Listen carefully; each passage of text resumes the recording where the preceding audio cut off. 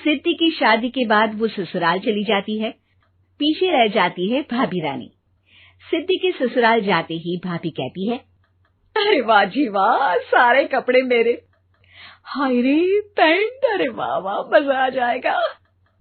अरे ये सिद्धि की अलमारी के सामने खड़े होकर क्या बड़बड़ा रही है?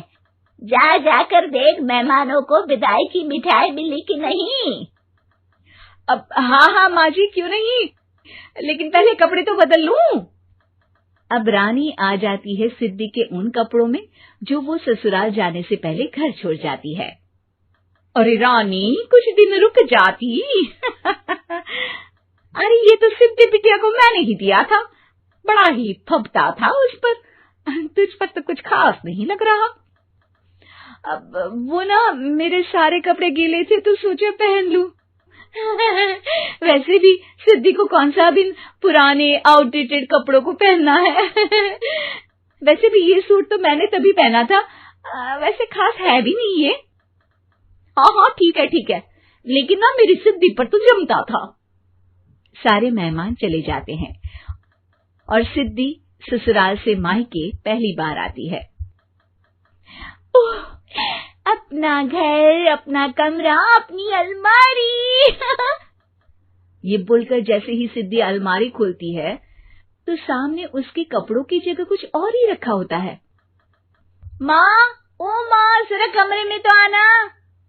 सास और रानी वहां पहुंच जाते हैं। रानी ने पहनी होती है सिद्धि की जींस और टी शर्ट। अरे भाभी, ये क्या?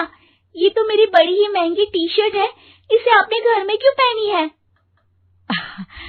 अरे बहुत मिलती है दीदी ये चौक की मार्केट में, 150 में। ओ भाभी प्लीज, ये एरोपोस्टल है, 2000 की एक टी शर्ट। ओह, 2000 में तो दीदी 4 साड़ी आ जाए। अब क्या बोलूं?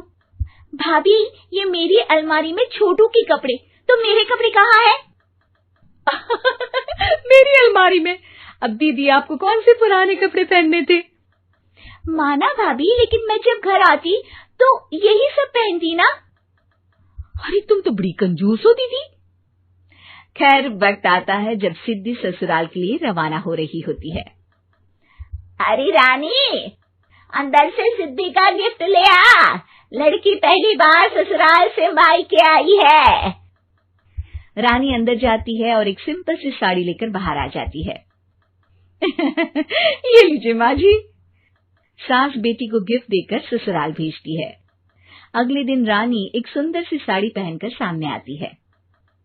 अरे रानी, ये तो वो साड़ी है जो मैंने सिद्धि को देने के लिए दी थी जब वो ससुराल ले जाती, लेकिन ये तूने कैसे पहन ली? अरे माँ जी, ये साड़ी तो मुझे बहुत पहले से ही पसंद थी, लेकिन चिंता ना करिए, मैंने सिद्धि के लिए भी अच्छी सी साड़ी दी है। हाँ। तभी सिद्धि का फोन आता है। क्या माँ, कुछ अच्छा तो दिया होता ससुराल ले जाने के लिए। अरे पहले दिखा दिया होता। ये चमकते हुए पैकेट में नौकरानी वाली साड़ी मत दिया करो माँ।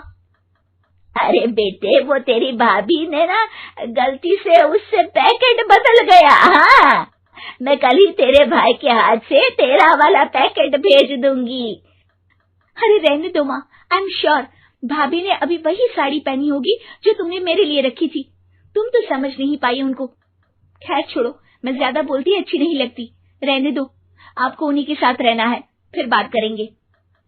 सास को रानी पर गुस्सा आ जाता है। वो उसके कमरे में जाती है जहाँ वो शादी का एल्बम देख रही होती है। रानी, मार्केट जाकर एक ऐसी ही साड़ी लेकर आ, कल प्रतीक जाकर सिद्धि के घर दे आएगा। अरे क्यों माँ जी, कितनी साड़ी देनी है दीदी को? यहाँ कोई सेल लगी है क्या? अरे चुप कर, मेरे बेटी के हिस्से की साड़ी खुद पहन ली, अब ज्यादा ज्ञान बांट रही है। एक दिन सिद्धि का फोन आता है। माँ, मेरी सास ने आप सबको खाने पर बुलाया है। सारे लोग सिद्धि के ससुराल पहुँचते हैं। खाना खाकर वो लोग निकल रहे होते हैं कि सिद्धि की सास सभी को गिफ्ट देती है। अरे बहन जी, बेटी के घर का खाना खा लिया, यही बहुत है जो आप ऊपर से गिफ्ट भी दे रही है। अरे बहन जी, आप भी कहाँ इन बातों पर विश्वास कर रही हैं। सास सभी को गिफ्ट देती है, लेकिन रानी को जो साड़ी देती है वो अजीब सी हरे रंग की लाल रंग के बड़ी छाप वाली होती है। अरे छी, ये कौन पहनेगा? सासू माँ को तो जरी वाली इतनी सुंदर, और मेरे लिए ये नौकरानी वाली। अरे भाभी, दरअसल मैं जब भी घर आती थी आप वापसी में ऐसी ही साड़ी देती थी ना, तो माँ ने सोचा कि आपको आपकी पसंद की ही साड़ी क्यों ना दी जाए।